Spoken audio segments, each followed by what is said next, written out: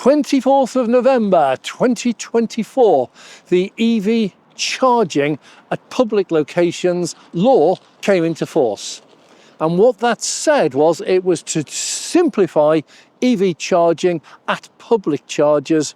And one of those requirements was that every single charger must be capable of accepting a payment by a contactless card, debit or credit card, but contactless, and must be able to be operated by the charger itself and not have to use an app or download anything or use an RFID card.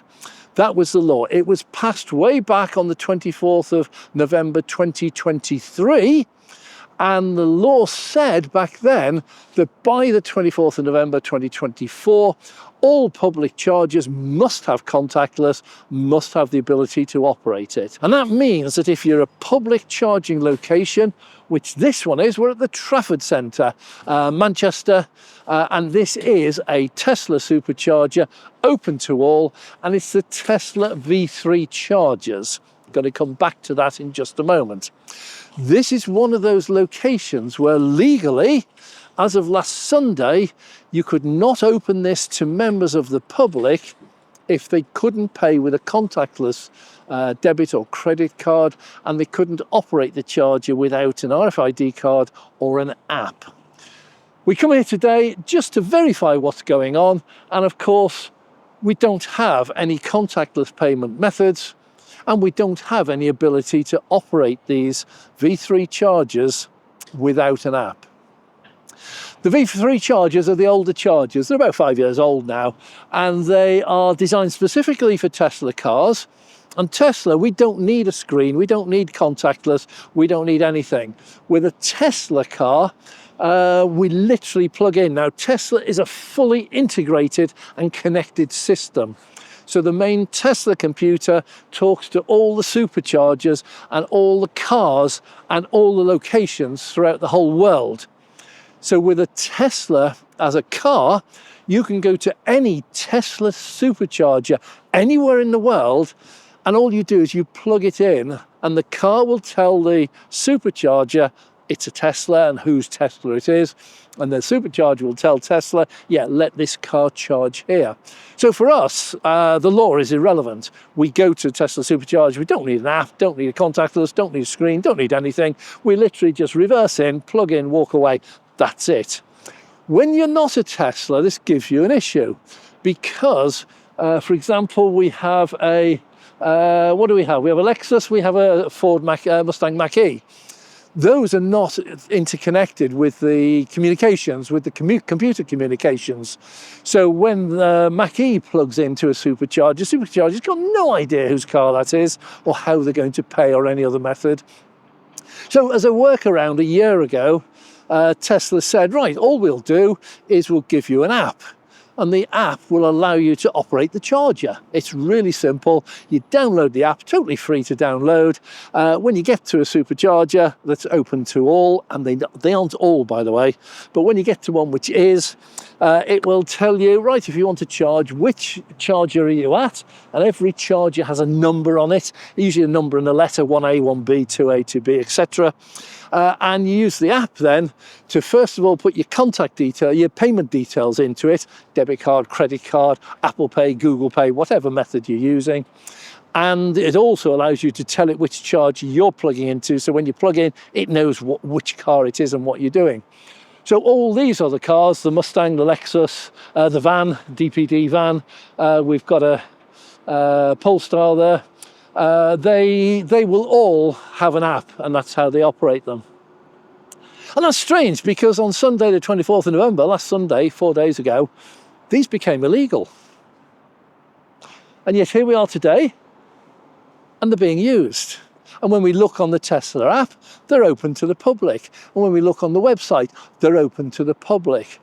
And the only acknowledgement we've had as members of the public or as a YouTube channel is that there has been a statement from Tesla which says open to all chargers in the UK from the 24th of November.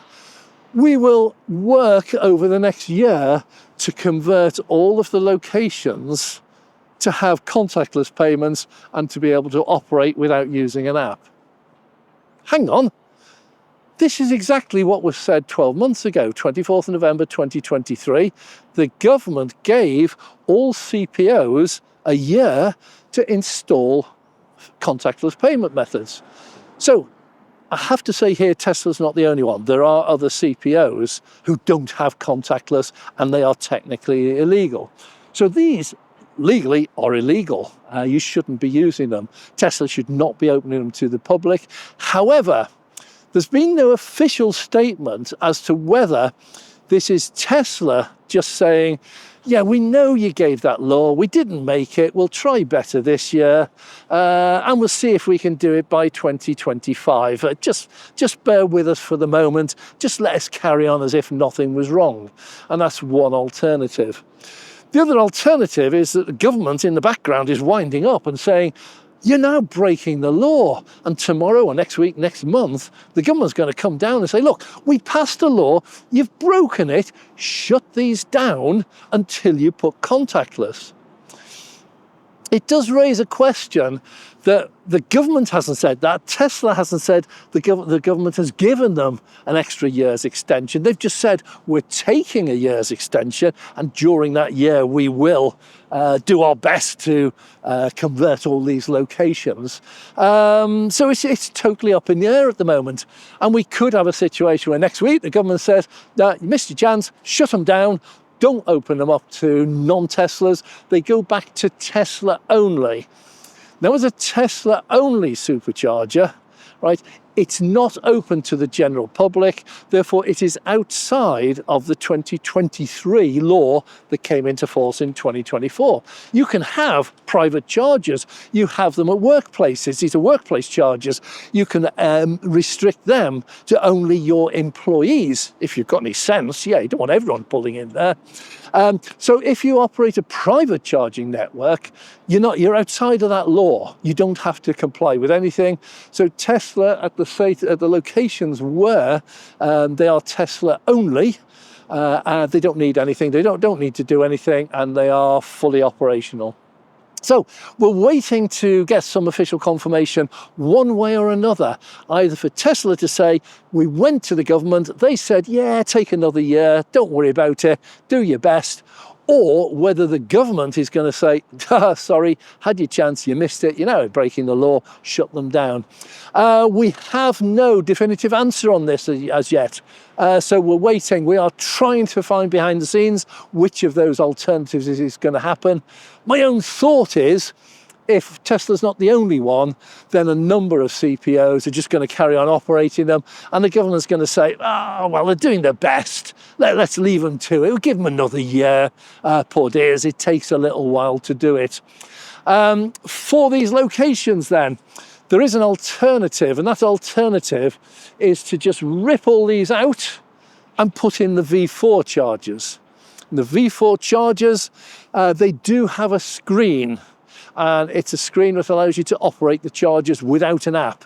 They also have a contactless terminal, and it allows you to charge there just with a contactless card in any car, any EV at all. You just pull in there like a GridServe, Ionity, Osprey, Instavolt, whatever it is. You just pull into one of these V4 chargers, swipe your card, plug it in, charge it, absolutely fine. So one alternative Tesla has this year is just to take all these out and put the V4s in. If that happens, it will actually speed up the location. It will actually free up additional charges as well, because at the moment one of them is blocked. We deal with blocking in a separate issue.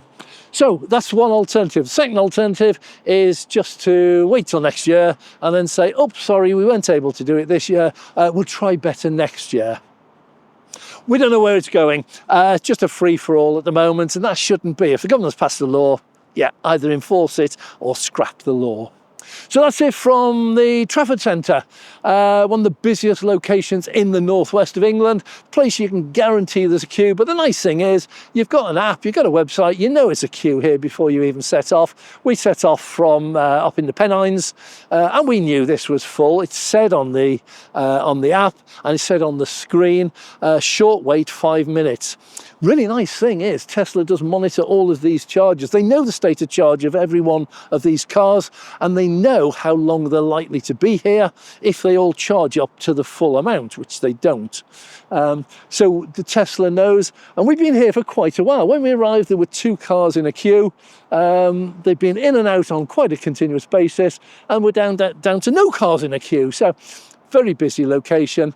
Right, we're still going to be digging behind the scenes. Let's see what we can find, and we'll bring you any breaking news as we find it. So thanks for watching. I'm Dave. If you enjoyed the video, please click the like button. Those do count towards YouTube. It does make a difference to us as a channel. Also, please subscribe. If YouTube knows that people want to see more of our videos, then they treat us very differently, and they will advertise, promote our video to a wider audience. And that's what we want. People need to learn about EVs for the future, because EVs are the future. So if you haven't subscribed, please do so now. And if you're doing it, thanks for doing it. If you've already done it, great.